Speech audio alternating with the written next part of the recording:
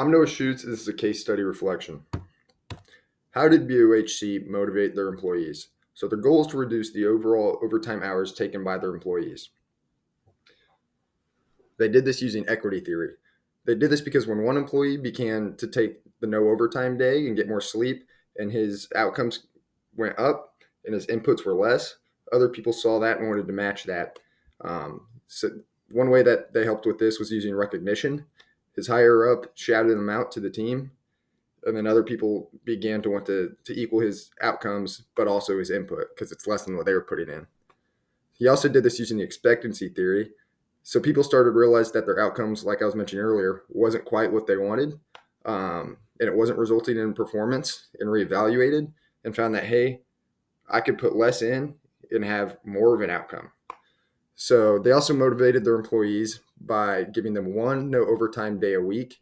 They did one a week because they found that people did have deadlines and did need to work overtime here and there and didn't want to stress them out. And then they make teams make a day together and input that into their calendar and set that in stone. Culture impacts on BOHC. So they did have a couple pushback. One was employees were reluctant to use their no overtime cards because they saw other people not using them and figured they were going to get in trouble. However, they were being motivated to use those, and just felt like it wasn't right because it's not what they were used to. So there was public pressure to making mistakes. As mentioned, a guy was coming to work sleep deprived and making mistakes and was called out on these big mistakes with big customers. And that made him nervous to make his mistakes. So once they saw an impact to performance from the guy I mentioned earlier, he began to take some days off and his performance went up and they recognized him for it. And others saw that and they began to spread that.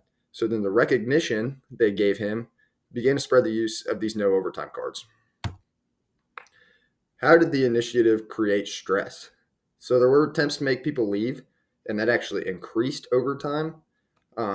And turning the lights off and locking them in posed a health risk to overworking and then not working in good conditions.